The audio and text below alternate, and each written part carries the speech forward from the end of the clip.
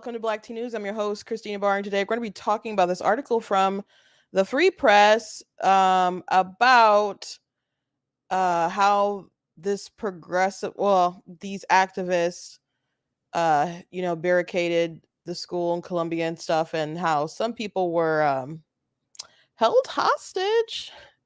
And there's an interview with someone who, you know, had to deal with these folks, and it's just really interesting the contrast between the people who are working in the school and this fancy school, and the people who are actually acting crazy. So it's worth going through, and it's not usually their articles are pretty long, at least the ones that I've shared, but this one's not too long, so it won't take terribly too long to go through. But I want to talk about that. Also, Donald Trump, his trial for Florida, that has been postponed.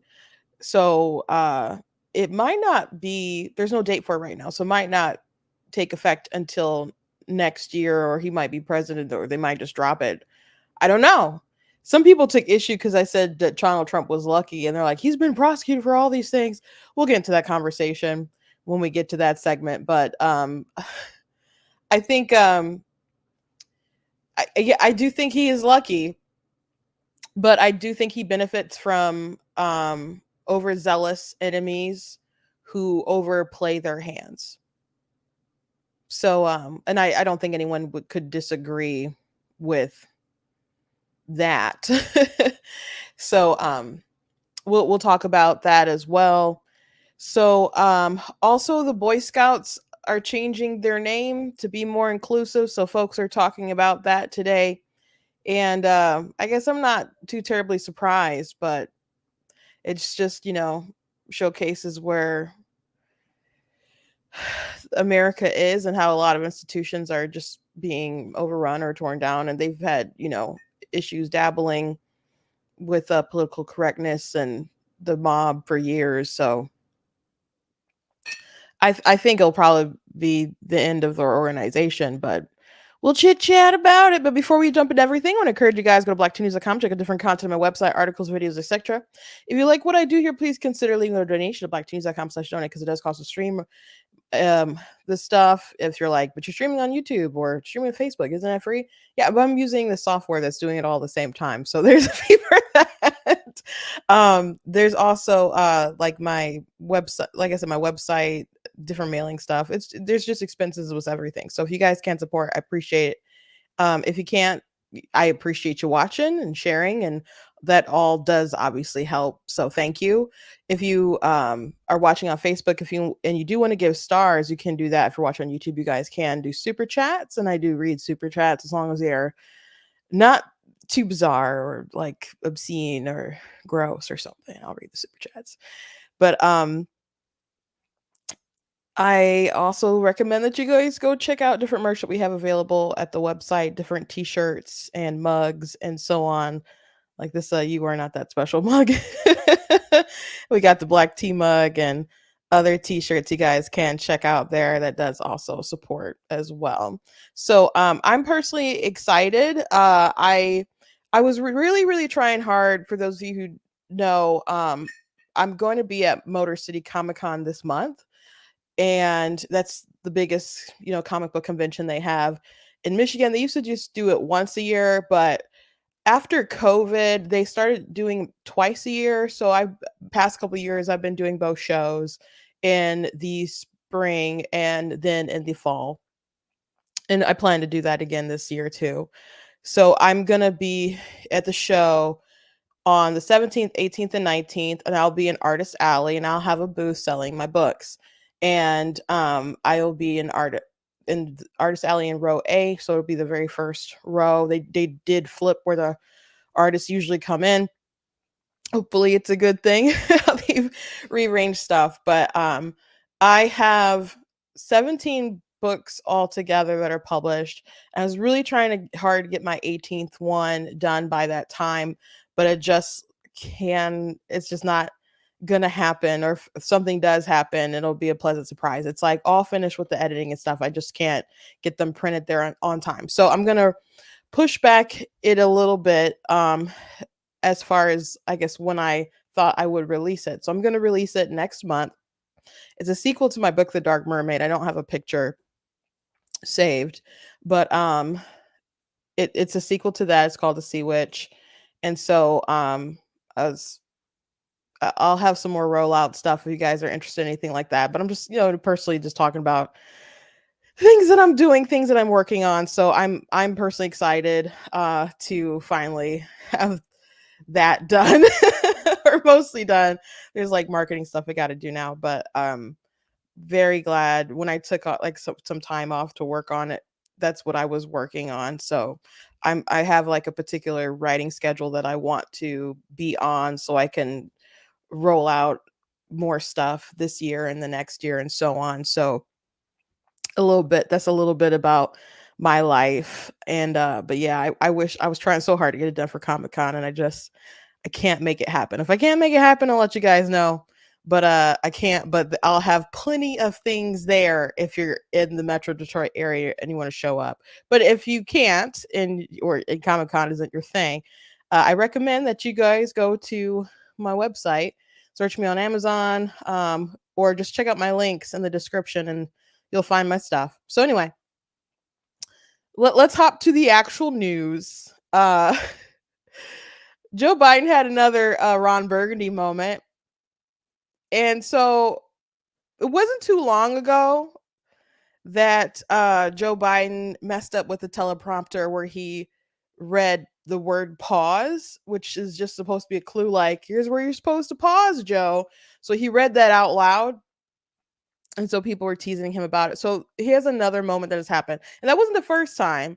And so this has happened again in a pretty close proximity. So this is just not a, oh gosh, that one time you messed up. This happens frequently with our president. And I he's been on the scene for a long while. I don't think teleprompters ought to trip you up like this, but here we go. My theology professor at the Catholic school I went to was a guy named Riley, last name, and he had been drafted by the Green Bay Packers. Yeah, Riley, last name. So that was just a little signal for Joe to know to tip him off, and he doesn't know. I'm pretty sure there's got to be some kind of, not parentheses, but the like brackets around some of these words that he just keeps saying, like pause. But whatever. He's too old to do this job. Not just too old, not all the way there. I would say he just, there's no shame in getting older and aging. It's just a natural part of life. It's not always fun to go through it yourself or to watch people that who are vibrant, and then they start hitting that sunset of their lives. And there's but there comes a time when you have to, or at least you should allow the next generation to take over. And he didn't want to do that. Ellie in the comments says it's elder abuse. I would say it's that. I would also say, he's just, sometimes you can't tell stubborn old people anything, but there comes a time when you have to pass the torch. And Joe Biden, I will remind you, when he ran in 2020, he was making it seem like, well, the pitch was, I'm the guy who can beat Trump. Everyone has to coalesce around me because I'm the one who can do it. And, there was this pitch like Trump is the outrageous person and everything's been crazy since he's the president, and we need to go back to some kind of normalcy. So we want to get someone who's like old reliable Joe, right? So that was kind of their pitch. And so Joe Biden became the guy. He survived until like they had like Super Tuesday or whatever, and he won a bunch of states in the South. He was he was having a hard time kind of first But he ended up, pulling it out, and people started dropping out and endorsing him, dropping out and endorsing him, and they all coalesced around him. By the way, I don't think Joe Biden had to be their guy, but that's what they went with. Everyone bought the pitch, but Joe Biden was saying that he was like a transition person. He wasn't giving the indication that he would be running for a second term if he went ahead and won the presidency. And so here we are. Here we are. So as much as people don't like Trump, there's lots of reasons for people to not like Joe. Somebody asked me in a video that I posted yesterday. It was a short on YouTube, and I might as well just jump into this. So Donald Trump, it was announced that his Florida case is not going to be obviously in May, and they don't have a new date. And man, some Democrats are mad about it. And out of all the cases, I have maintained that that was probably the worst one for him, because I know there's people like, those were his documents. They were so he can classify them whenever he wants to. There's competing theories about that, but there is an audio recording about Trump talking about documents and certain ones not being classified. And then there was behaviors about him hiding the documents, and people having someone fly them to his other property in New Jersey. So you know I thought maybe how they could get out of it is like a lot of information they got was from his lawyers, which they felt like they could, go around, I guess, privilege, because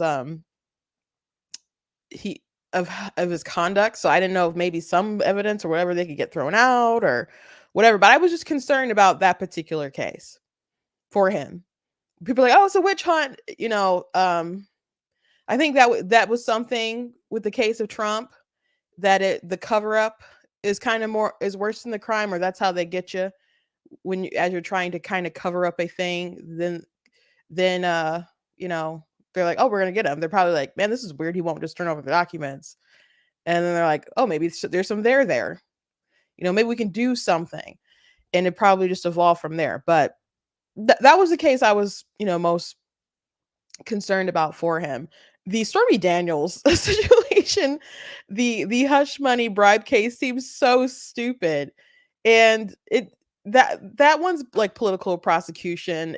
I think it's a humiliation ritual to put Trump through to try and embarrass him. Now I do think that Bragg wants to make a name for himself.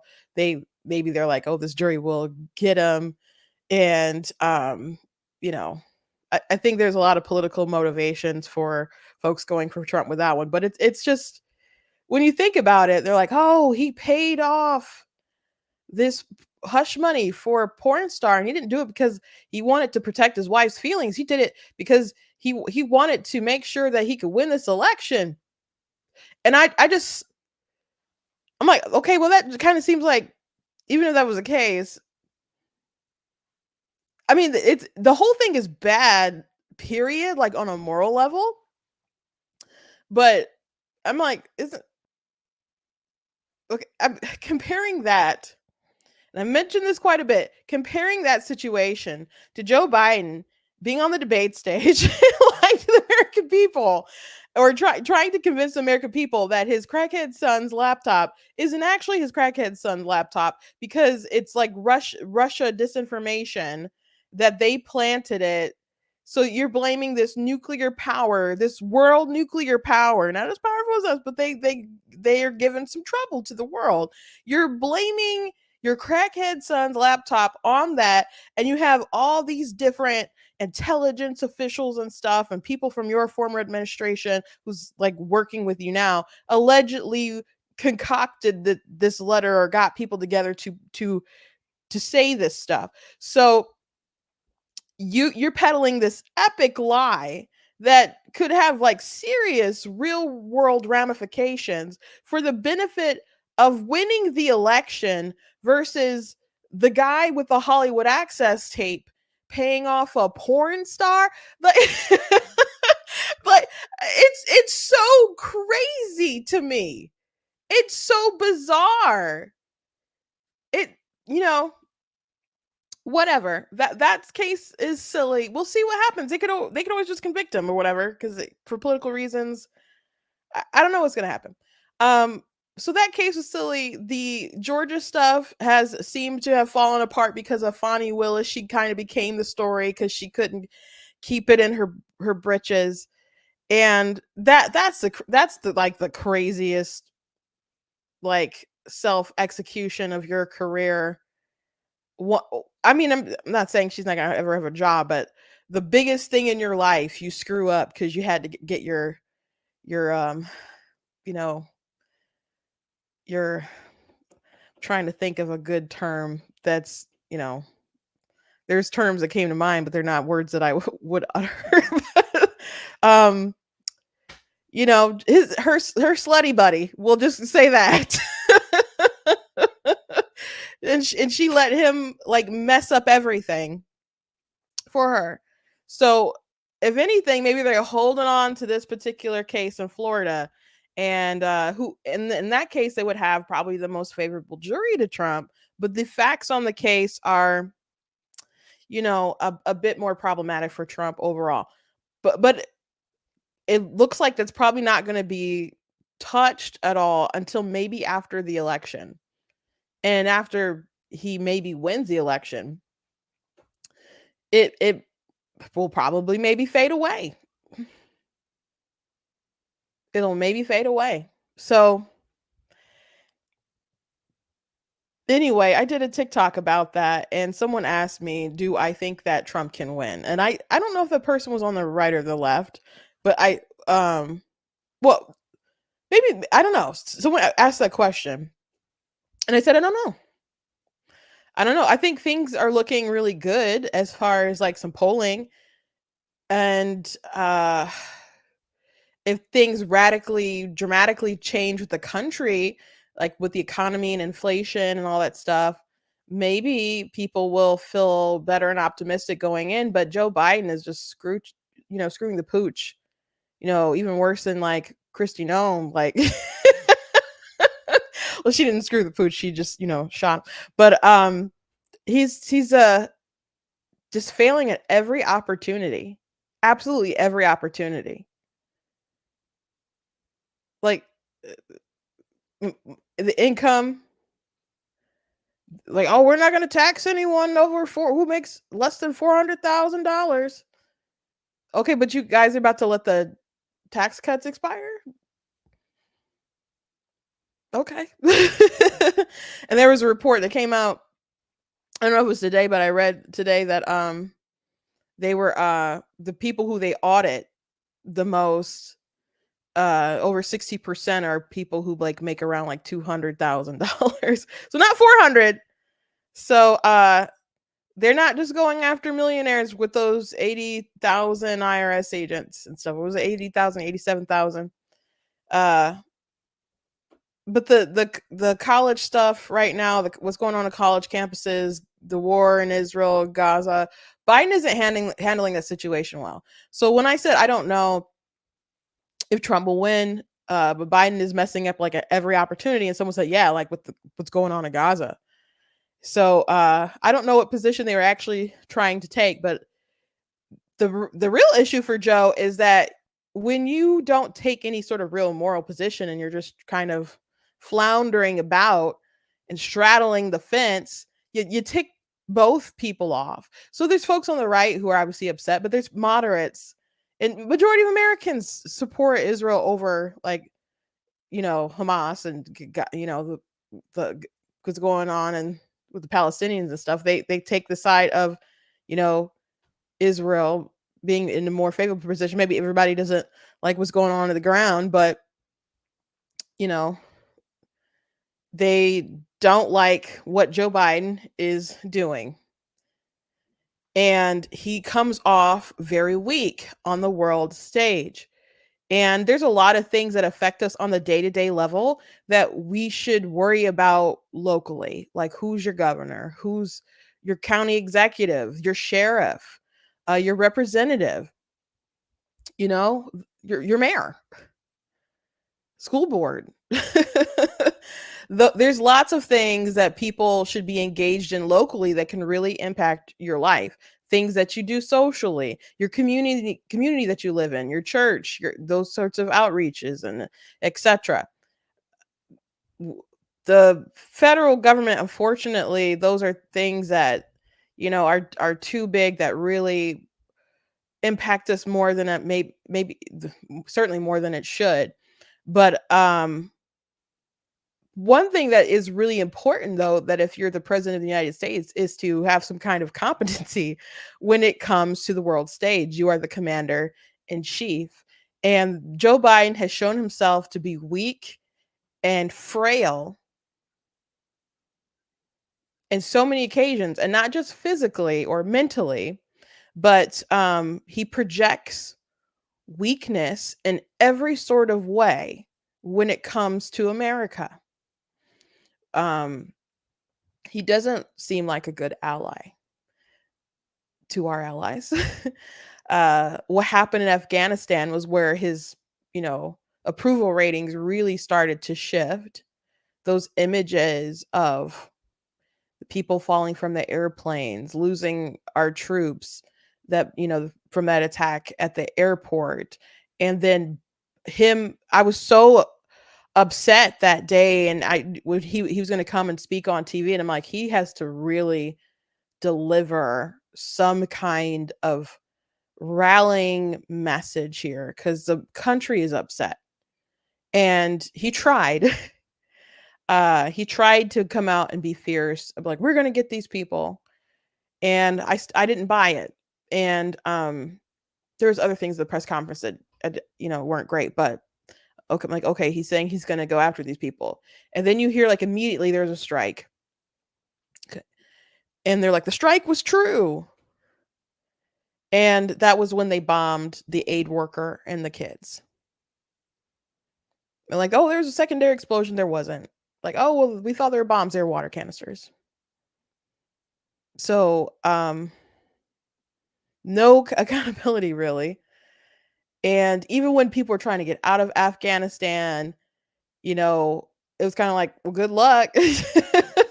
There are reports about people having to pay, the federal government back, or I think they had like seize their passport and stuff. That's their policy or whatever. But Biden would get on TV and just kind of be like, what are we supposed to do? And he said that like multiple times, when he's asked that question, like, what happens if stuff goes south and you have Americans over there? And he's like, what are we supposed to do? I'm like, I just, I haven't really traveled much out of the country in a while, but when I was in the 10th grade, I went to the Philippines with my family on a mission trip, and it was pretty dangerous. At the time, there was a State Department warning telling people not to go, but we're like, we're doing it for the Lord, and we feel good in our spirit. We're gonna go, and we're gonna, you know, go and minister and hopefully bless the people. And I wanted to do that, but I was an extraordinary uh obsessed anime nerd. Not as much as like some people, but I loved anime, and I knew there was a layover in Japan too. So I'm not gonna say that that wasn't like the extra, like, I want to do things for the Lord, but I did want to say I was in Japan for like an hour, you know. So, um, you know. So anyway, we had a good trip. It was really rough for me though for lots of reasons, but like, I got sick and it was not a great time. If you can catch my drift, I won't go into more than that. And it was really hot. We're at the equator. Not my favorite kind of weather. and I don't really like Asian food all that much. Like, there's some stuff I'll eat, but I'm really really picky. So and it was hot and sweating a lot, and you got to eat, but I'm not really eating. So it was rough, really rough, but we did, bless the people, and I was grateful to hear the testimonies and when we got back, etc. So I'm glad to suffer for the Lord. So um anyway, we found out that there was a guy who was following us around. He'd pop up at certain times and ask things about where we going or what we were doing and stuff. My dad was just kind of like, this guy's pretty nosy. And but he knew a lot about like American culture and stuff. And so eventually found out that this guy was a volunteer for the State Department, and his job was to follow us with a satellite phone in case we got kidnapped, so they could alert the United States. So and try to get us back. So on top of me really wanting to go to Japan for like an hour, and however long the layover was, and me wanting to bless the people and do the work for the Lord, I also had a confidence that in my mind I believe my dad would go Rambo if he needed to. But I had the confidence because at the time George W. Bush was the president. And I don't care how many people are like, we don't like the Bushes anymore. Look, people called him the cowboy. And I believed within myself that if something went down, that I could depend on the US government to get me home, to get my family home. That they would do with everything within their power to make that a reality. So, it's unfortunate that I didn't feel that confidence when Obama took office. And I don't feel that confidence certainly with Joe Biden. Not at all, not in the least bit. So again, he projects weakness and he projects a frailty to the world. So when it comes to Israel, and now they're like pausing certain weapons for them in the midst of them going into Rafah and having this big operation to try to end Hamas, who will not meet them meaningfully in any sort of agreement. Like, they won't even like say we can give you X amount of hostages back. It's like we can give you X amount of bodies, but by the way, you have to stop. Like totally, the world just says to stop. And Israel's like, no, we want our hostages back, and we want your surrender. And the U.S. is like, oh well, no, they're ally. Oh, we support them, but you know, they're finger chiding them a lot and blocking them. Now, if these funds were already appropriated, it just I'm thinking back to when Trump was impeached over the Ukraine stuff, withholding aid. So people have brought that up. I don't the circumstances of course aren't all obviously the same, but I'm told that somewhere along this line is an impeachable offense. We've all been led to believe. So well, I guess because they were saying that Trump did it to held up aid, which he said he wanted certain things investigated, and there was things about corruption, etc. Blah blah blah. But they're like, oh, he's coming after his political opponent. Uh, so I mean, if you just wanted to say it was for he was holding aid for political reasons, is that why Joe Biden is slowing up the ammunitions for political reasons? So, and they're not going to impeach him, but people have brought that up. People have brought that up. So anyway, you'd want politically. I mean, why wouldn't you want them to go in fast, go in hard, and being mindful of civilian lives and trying to save whoever they can, but to get this over with and destroy Hamas like as fast as possible, because if it do you really want this war to still be dragging on in November? But they send all these mixed messages, and it empowers Hamas, and it empowers just the enemies of Israel, and just be like, okay, well, they don't have the support, they're losing ground with the moral front, etc. And folks realize this, they see this, and they're upset about it. So Joe Biden maybe he can score some points with some really progressive folks who are pro Palestine, pro Intifada, pro all that stuff. But at the same time, they still don't like that we're doing anything with Israel, and they want us. They're demanding that institutions divest everything from Israel. That they're demanding that Google and other places cut off deals and business ties and so on. They want them ostracized in a way that I guess kind of people were doing that to Russia when the whole Ukraine war started. Like there was one there's people mad because they wouldn't close down a Papa John's or something in Russia. Like people were like going real extreme, I thought, with you know, that kind of stuff. But they're mad at Joe Biden for not doing more. I've seen really progressive people say that they were thinking about not voting for Joe Biden because of this issue. Now, I don't know how many people like that are at that point, because why would you vote for Trump? Or maybe you just won't vote. You know, people could just not vote or vote for Kennedy, who is just very anti-war and is going around talking about how Trump and Biden are both different, but they both, sit at the feet of the industrial complex of the military and stuff. So maybe they'll vote third party, if not Kennedy, independent, then somebody else. But straddling the fence doesn't make people have confidence in you, and you just tick off both sides if you don't have moral clarity.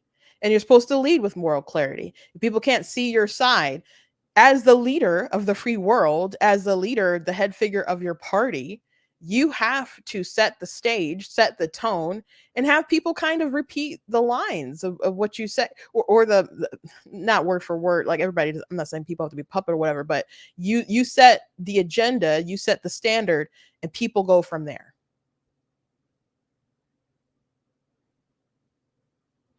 So he's just weak all the way around.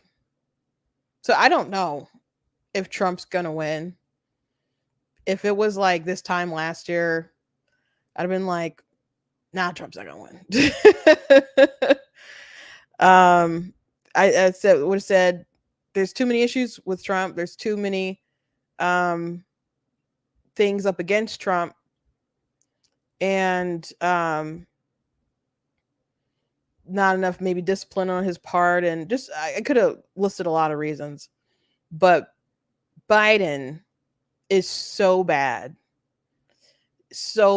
that Stormy Daniels just cannot save him. Stormy Daniels can't do it. Fonnie Willis certainly can't do it. Alvin Bragg's not going to save Joe Biden. Joe Biden, as long as it's going to be a referendum on someone, it's going to be a referendum on someone. And Joe Biden really would like it to be on Trump. But it's looking like it's going to be on Joe Biden. It's really looking that way. Because even though you may not like Trump, it seems like just about every day, there's something out of the Biden administration that makes people go, we can't do this for another 4 years. We can't do this for another 4 years. So I think it's more likely that Trump will win than not. I think it's more likely. Now, lots of things could happen between it's May now in November. Many things. We'll see what kind of October surprises there are. But Joe Biden, he has so much more money than Trump, a better machine right now, more places on the ground. And, Trump's trying to play catch up. A lot of money is going to his legal stuff. So he is kneecapped in a significant sort of way. But at the same time, I don't know how much that matters. It's not like um it's not like either one hasn't been the president.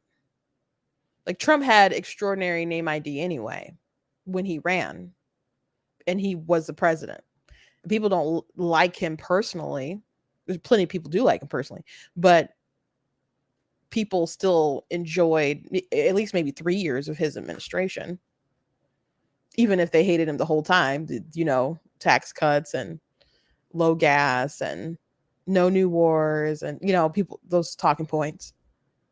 So people might want to revert back to that than have what we have right now.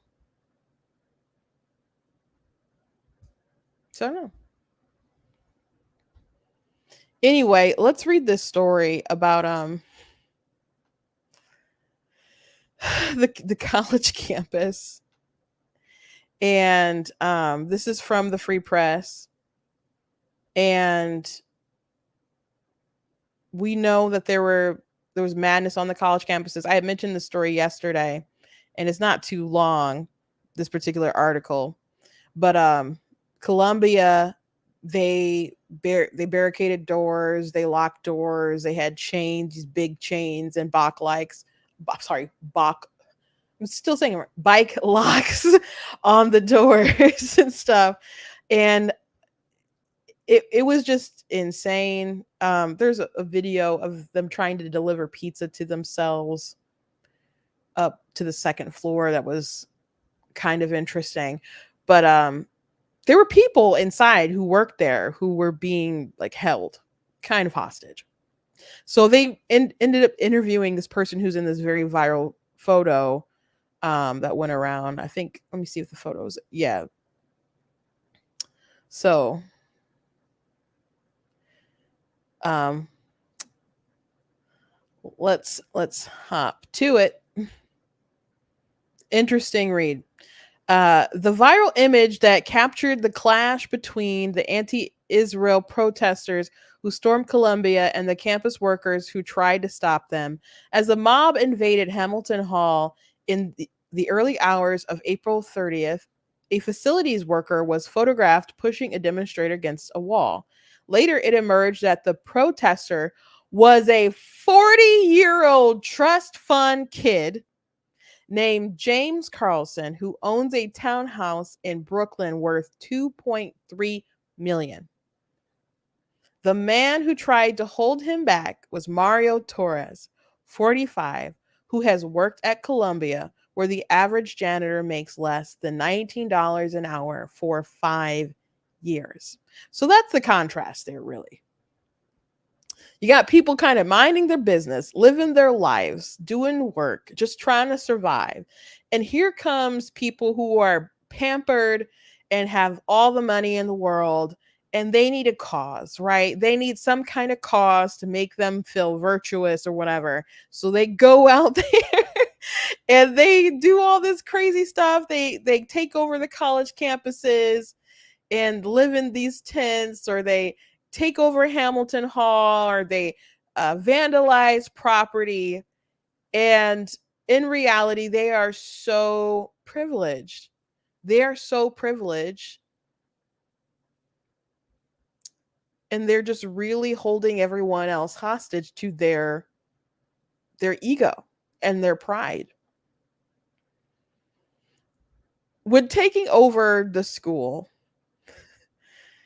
and holding these janitors like hostage, how does that help the people of Gaza? How does that help the people of Gaza? The best thing that could happen for the people of Gaza is if Hamas is out of power. Because what are the options of that Israel just stops and one day, people, Hamas knows, oh gosh, we can get them again and we'll rebuild and we'll get them again. And then other folks look and say, oh gosh, Israel lost here. Not so invincible, are you? And the West is sick of you. So let's go in harder. This would be a very bad thing. The best thing would to be to stop the people who, by the way, are stealing all the money and all the food and the aid, and then they're selling it back to the people at a very high cost, or just hoarding it for their folks. And they've been doing stuff like this. They've taken this aid that comes from around the world, and these leaders of Hamas have deeply, deeply enriched themselves. These people, even if you want them to have a state, like their test run was this, and they hired Hamas for the job. And Hamas was like, we don't have any interest in really taking care of our people. We want to inflict terror. So, anyway, nothing going on in these college campuses is going to help Israel be defeated, or is going to stop Hamas, which apparently they don't want to do that. It's funny how you don't see people demanding that Hamas surrenders and release the hostages. You don't really see cries about that.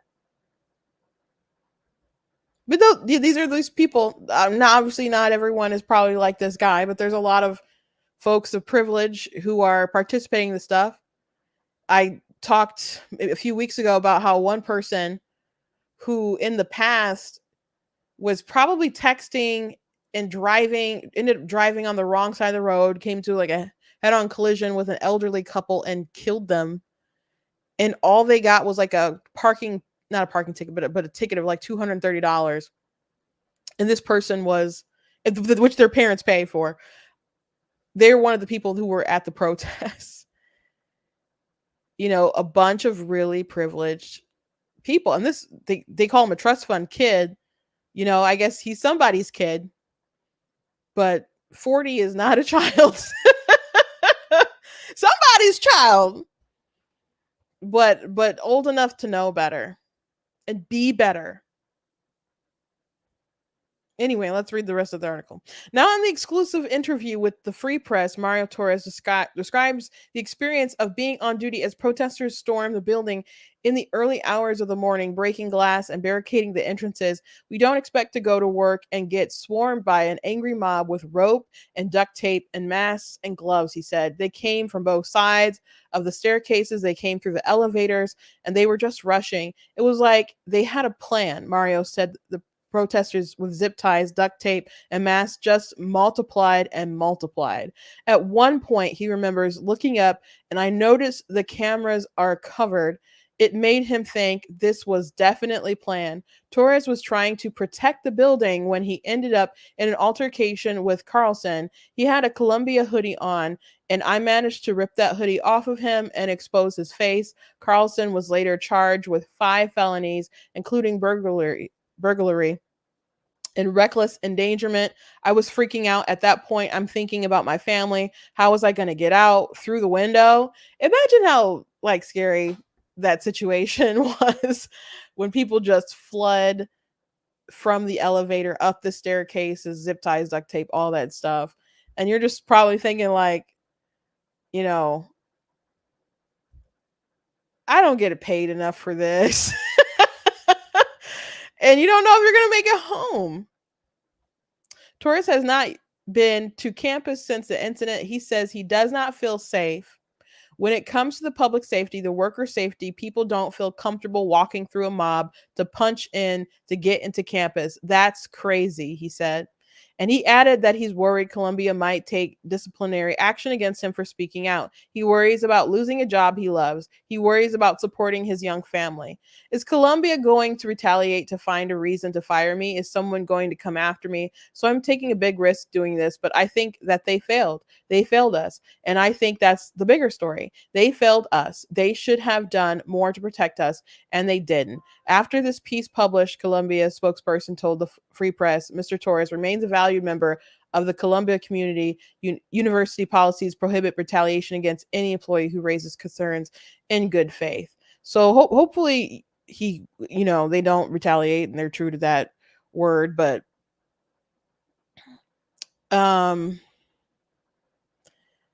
it's crazy that they have to go through this, that they're not keeping their their employees safe or making them feel safe.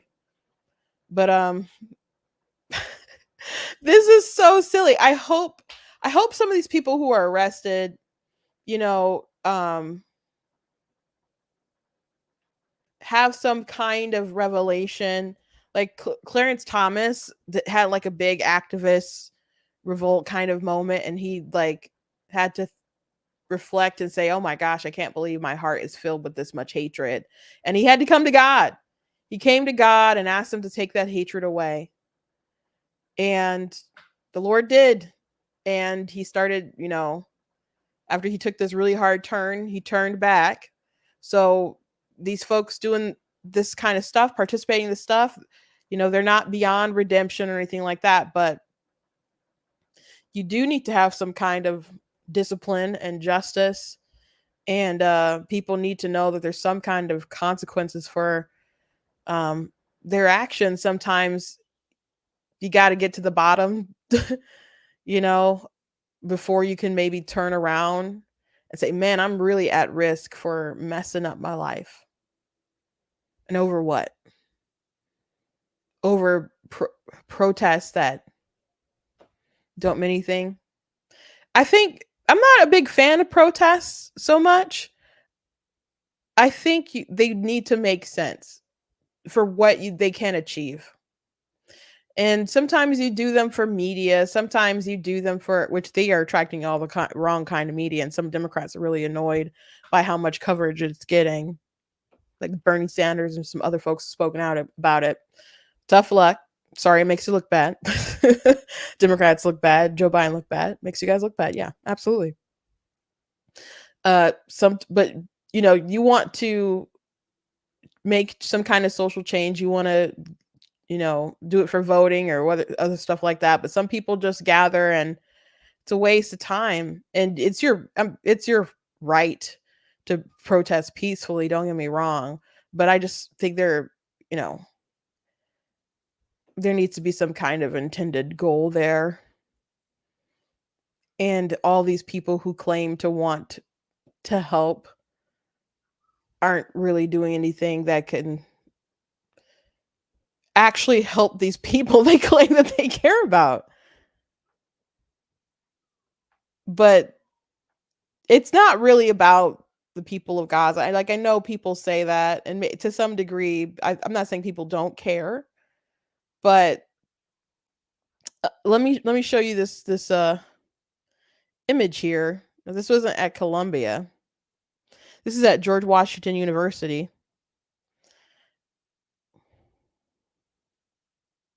So this is what's Gaza lights the spark that will set the empire ablaze. And there's this image of these flames on this giant flag, the US flag. So it's just really about hating the West, hating America, hating Western values. That's why they put all this crap together. That's why you got the Queers for Palestine. That's why you got now there's like fatties for Palestine. I'm not even joking. Let me um I saved a video. Yeah, it's like fatties for free Palestine. Oh, على عهدي على ديني على أرض تلاقيني أنا نهلي أنا فديهم أنا دمي فلسطيني على عهدي على I would never. I would never. So,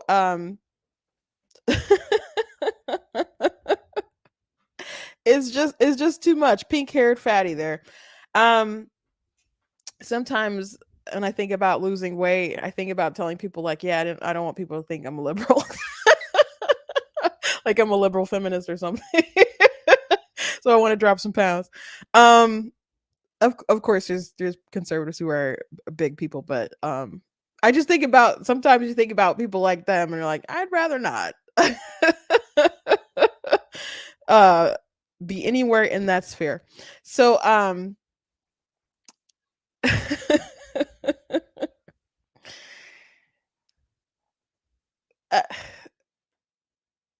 everything is about identity and just tacking it on to some kind of cause that makes you feel virtuous so you can go ahead and tear down the system. It's like that video I showed you guys, I think it was last week, of a um Byron Donalds, and someone called him an Uncle Tom because he was speaking out about the stuff going on in the universities, and he just kind of like brushed it off or whatever. But I'm just like, what does that got to do with being black? What does that got to do with what does any of this have to do with black people? Nothing. But they just expect all these intersectionality groups to just come together for those causes because they just see them as the other versus, I don't know, Western privilege. Anyway, last thing I want to talk about before I let you guys go is that the Boy Scouts of America decided to change their name. And they've already made changes throughout the years. But this is a pretty, I guess, big deal. Anyone who had dreams of their young son being a Boy Scout, I guess it's over. Sends this really strong message to everyone in America that they can come to this program, they can bring their authentic self, they can be who they are, right? And they will be welcomed here. The argument that I make with the people that say, well, I always like Boy Scouts of America or BSA, why do we have to change? Go, membership is at historic lows, right? Part of my job is to reduce all the barriers I possibly can for people to accept us as an organization and to join. Sends this really. So I don't think that opening it up and not have it be the Boy Scouts of America anymore, to just rebrand it as a super inclusive thing, is going to just start making the membership skyrocket. I don't think that's what's going to happen. Maybe some people, activists or whatever, trans families and stuff might get involved, but if that's the group that you want to go after, that's going to fundamentally change the organization, which it's already changed a lot, but a lot of the folks that you probably wanted to attract in the past and keep those numbers up probably aren't going to have anything to do with your company. And you might be reading genderqueer by the campfire, not too far from now. So however you get your audience, that's what you're going to have to probably keep up to keep them happy, and you're just probably going to have to keep pandering to them and pandering to them and pandering to them. So go ahead and make this change if you want to, but it's not going to be what you want it to be. But this idea of you need to open it up so people can be their authentic selves. People, I'm assuming that has to do with the trans stuff. You are authentically who you are biologically. If I started saying that I was, I don't know, an Egyptian princess or something, that because that's how I feel. That's what I believe. That's pretend. And no matter how much I said it, it doesn't make that the truth, and it doesn't make it authentic. if I if you made some food and you're like, I'm going to cook some authentic Mexican food, and you just start making it all the wrong kinds of ways. Let's say you just bring out some actual Asian food with like different, Asian spices and etc. It's not the Spanish rice. It's uh shrimp fried rice or something. And you're like, no, this is my authentic Mexican food. Like, this is what I believe it is. This is what's true to me. It doesn't make it true. It doesn't make it true. There's certain parameters that you have to meet to be authentic. So I know that's a buzzword that people say, but it's just not reality. So if you want to accept people for who they are, tell people to accept themselves for how God made them. Because you can't alter that. Not really. I mean, you can dress it up and you can lie all you want. And you can get other people to buy in. Maybe you can do a pretty convincing job. But that's not your authentic self. Your authentic self is how you came out of the womb and proceeded to grow as you are. All that extra stuff you did with when you paid the doctor or got some hormones from Planned Parenthood or whatever, you are not being authentically you. You are literally imitating someone else. So just stop. I mean, I don't know personally. I'm sure I probably know some people who were involved in Boy Scouts or whatever, but that wasn't a thing that was ever growing up something in my circle.